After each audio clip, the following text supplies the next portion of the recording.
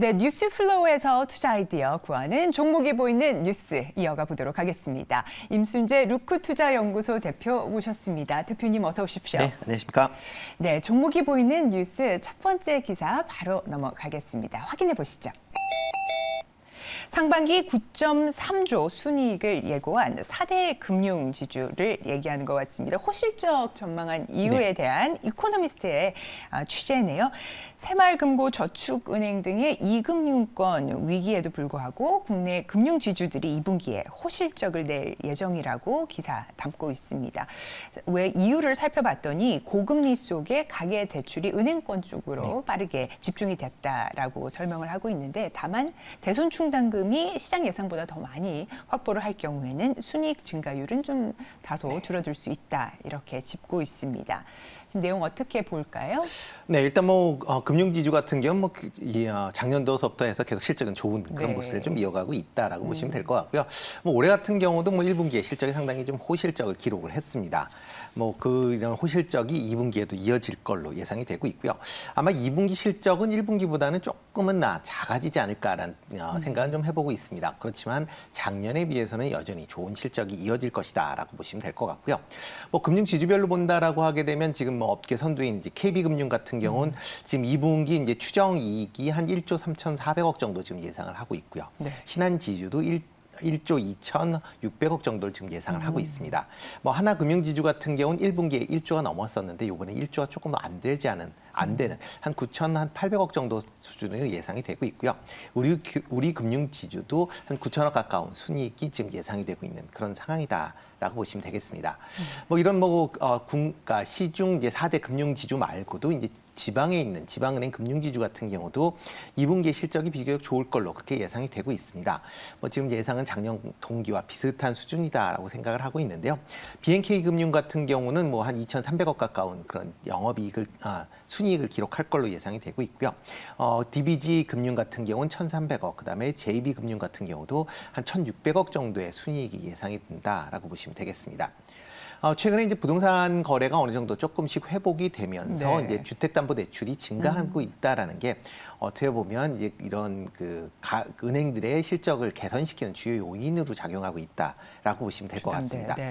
지금 6월달 가계대출이 전월보다 한 6조 원 가까이 증가를 했습니다. 이게 2021년 10월 이후에 최대 증가폭이다. 라고 보시면 될 것 같고요. 지난 5월 달에 4조 2천억에 이어서 두 달 연속 큰 폭으로 증가하고 있는 그런 모습을 보이고 있습니다. 이게 증가하고 있다라는 걸 예를 든다라고 하면 작년 한 해 동안의 가계대출이 2조 6천억 정도 감소를 한 거에 비해서는 큰 폭으로 증가하고 있다라는 것도 좀 확인해 보실 필요가 있을 것 같고요. 특히 상반기에 주택담보대출은 총 16조 원이 증가하는 그런 모습을 좀 보였습니다. 최근에 이제 부동산 가격이 어느 정도 바닥을 찍고 다시 상승할 것 아니냐라는 그런 인식이 퍼지면서 일단 아파트 거래량이 최근에 이제 증가했다라는 게 대출 증가의 주요 원인이다라고 보시면 될 것 같고요. 그런 상황에서 대출 금리는 여전히 높은 수준을 유지를 하고 있습니다. 특히 이제 코로나 이전에 한 3.6% 정도 되는 가계대출의 평균 대출 금액이 지난 5월 달에는 4.8%까지 상승을 하면서 어떻게 보면 은행 입장에서 보면 예대반진이 그만큼 커졌다라고 보실 수밖에 없지 않나. 라는 생각을 같이 해보고 있고요. 다만 이제 비은행 계열사들에 대한 대손 충당금에 대한 부담은 조금 확대는 부담으로 좀 작용할 걸로 예상이 되고 있습니다. 특히 이제 증권사, 저축은행들 관련돼서 부동산 PF나 그다음에 연체율 증가와 같은 부분이 대손 충당금을 확대해야 되는 그런 이제 상황으로 이제 보인다라고 보시면 될 것 같고요. 특히 이제 제2금융권에 대해서 이제 연체율이 좀 특히 이제 부동산 PF에 대해서 연체율이 계속 지금 꾸준히 상승하고 있는 그런 모습을 보이고 있습니다. 특히 이제 대표적으로 증권사 같은 경우에는 작년 말에 부동산 PF 연체율이 3.7%였는데 이번 1분기 말에는 15.9%였고요. 2분기 때도 비슷한 수준을 유지할 것이다라는 이제 전망이 나오고 있는 그런 상황이고요. 저축은행 같은 경우도 1분기 전체 저축은행의 영업이익이 이제 중저 신용자들의 대출 연체 증가로 인해서 적자 전환을 했습니다. 아마 2분기에도 그런 상황이 좀 비슷하게 이어질 걸로 예상이 되고 있습니다. 다만 이제 은행 계열사 같은 경우는 상대적으로 독립적인 증권사나 저축은행보다는 상대적으로는 조금 이제 영업 감소폭은 좀 적지 않을까라는 또 기대는 해보고 있지만 일단 실적이 발표되는 시점에서 같이 좀 보시면 좋을 것 같고요. 네. 다만 이제 금융주 같은 경우는 이제 고배당 관련된 주식들입니다. 그렇죠. 네. 뭐 작년 같은 경우에 이제 시가 배당을 보면 대형 금융지주 같은 경우는 5에서 8% 정도.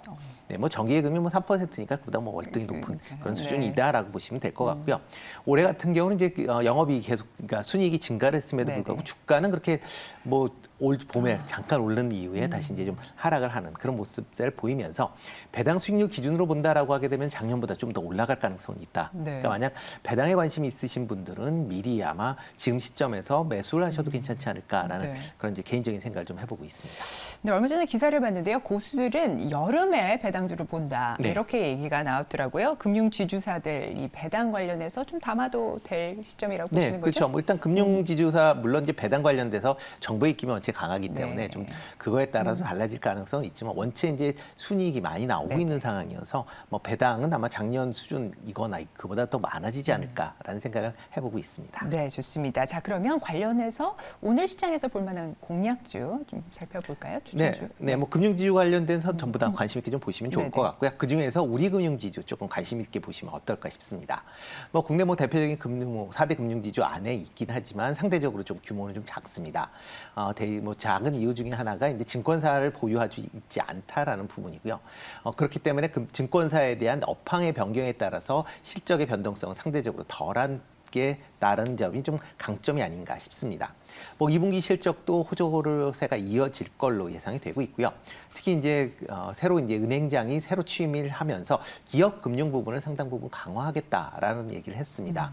그런 부분에 좀 관심 있게 보시면 좋을 것 같고요. 그 외에 디지털 IT 분야도 뭐 핀테크 수준으로 이제 강화를 하겠다라는 것도 향후에 이런 성장성을 바탕으로 좀 관심 있게 좀 보시면 좋을 것 같고요.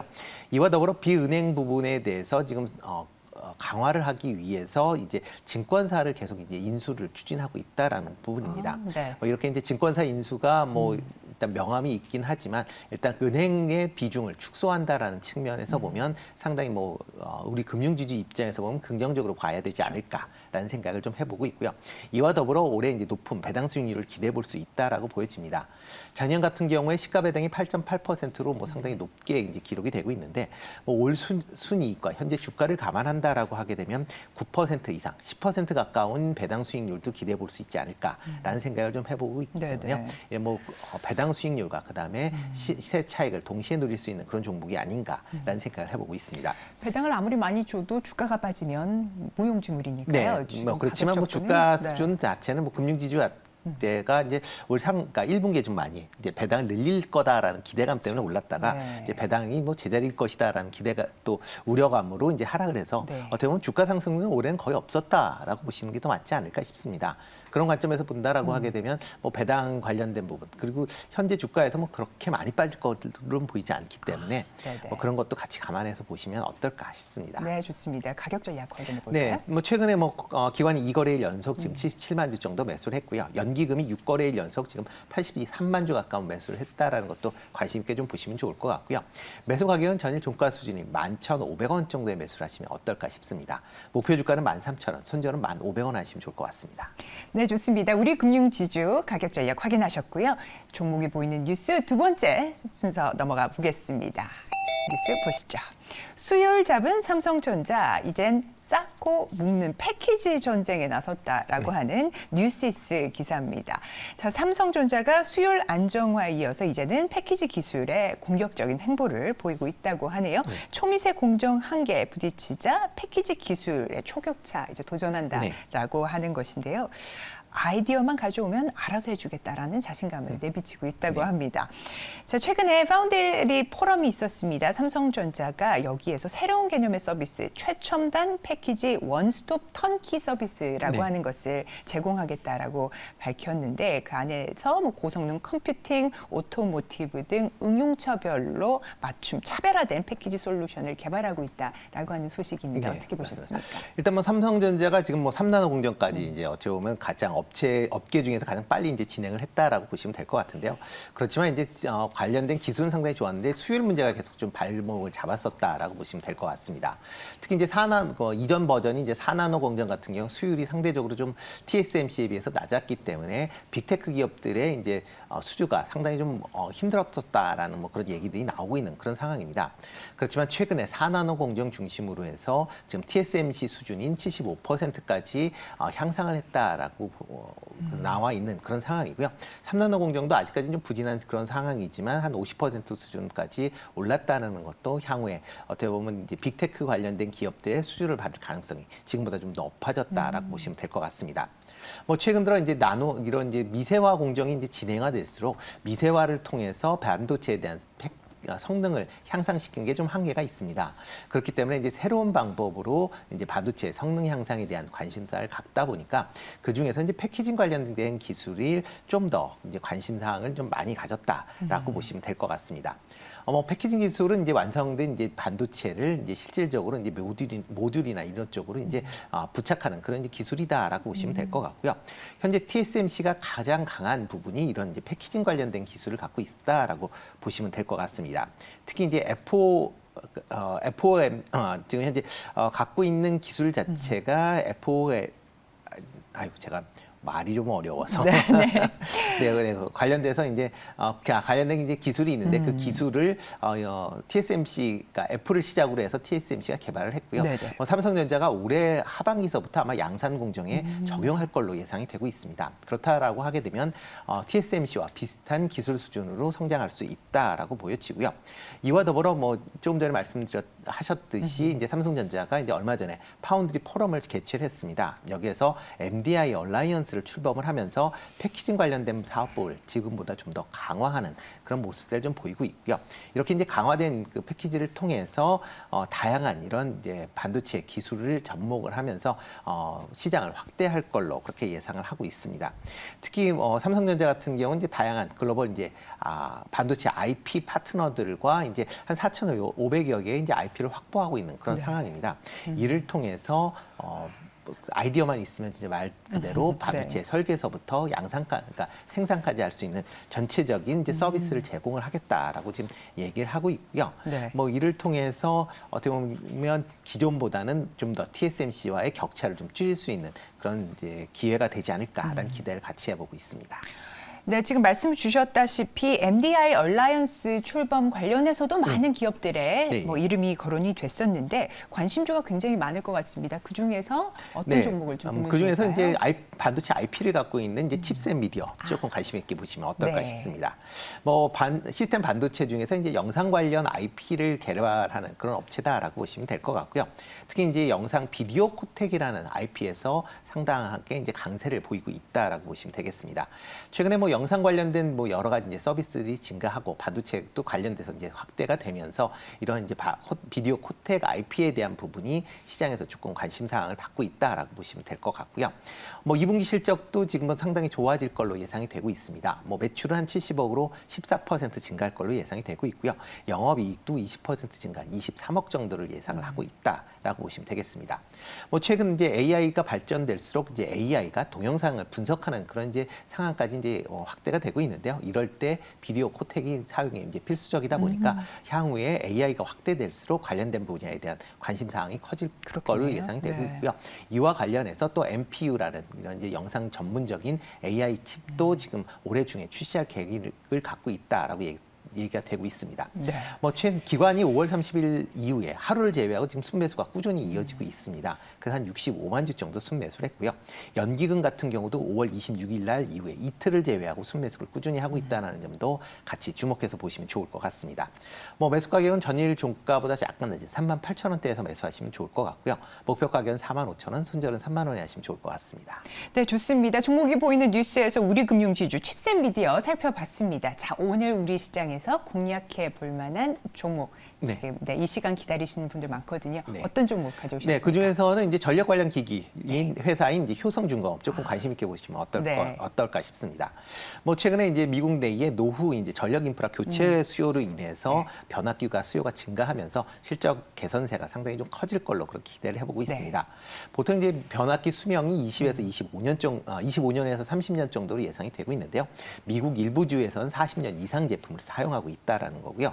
그러다 보니까 이런 이제 교체 수요는 불가피하게 있을 수밖에 없는 상황입니다. 특히 최근에 이제 신재생 에너지와 그다음에 전기차 보급으로 인해서 기존과 다른 유형의 변압기에 대한 수요가 증가하고 있다라고 보시면 될 것 같고요. 그 신재생 에너지가 투자가 확대가 된다라고 하게 되면 뭐 미국뿐만 아니라 뭐 유럽이나 다른 이제 타 지역에서도 변압기 수요가 증가할 걸로 예상이 되고 있습니다. 이와 더불어 이제 보통 미국 얘기들이 많이 하고 있는데요. 네. 이 외에 이제 국내 관련된 부분도 조금 관심 있게 좀 보셔야 되지 않을까 싶습니다. 국내에서도 송배전 시설이 상당히 좀 낙후가 되어 있습니다. 지금 현재는 한국전력이 지금 적자가 심하기 때문에 이런 송배전 쪽에 이제 투자가 많이 이루어지지는 않고 있는 그런 상황이지만 정부 차원에서도 이쪽에 대한 부분은 조금 관심을 갖고 있다라고 보시면 될 것 같고요. 네. 특히 뭐 반도체 용인 클러스터를 위해서라도 아마 전라도 지역에서 나오는 신재생 에너지를 경기도 지역으로 이제 갖고 오는 그런 이제 부분도 지금 뭐 특별법을 추진을 해서 진행을 할 것이다라는 그런 얘기가 나올 만큼 국내 부분도 같이 관심을 가지실 필요가 있지 않을까 싶습니다. 네, 효성중공 SK증권에서 최근에 또 목표 주가 상향을 했는데 굉장히 많이 상향을 했네요. 92,000원에서 16만 원으로 상향 조정을 한 바 있습니다. 가격 전략 한번 확인하겠습니다. 네, 뭐 최근 이제 외국인이 2일 연속 지금 한 12,000주 매수를 했고요. 연기금이 5월 26일 이후에 한 38만 주 정도 매수를 했습니다. 뭐 주가 흐름을 보면 계속 급등 비슷한 그런 상승세를 보였기 때문에 조금 부담스럽다라고 생각하실 수 있지만 지금 상황은 추가적인 상승 여력은 아직 좀 남아 있다라고 보여지고요. 매수 가격은 뭐 전일 주가보다 약간 낮은 12만 5천 원 정도에 매수하시면 어떨까 싶고요. 목표 가격은 15만 원, 손절은 10만 원에 하시면 좋을 것 같습니다. 네, 오늘 이렇게 해서 효성중공업에 대한 가격 전략까지 확인을 해봤습니다. 종목이 보이는 뉴스 오늘 또 알차게 꾸려주신 임순재 대표님 대단히 감사합니다. 네, 고맙습니다.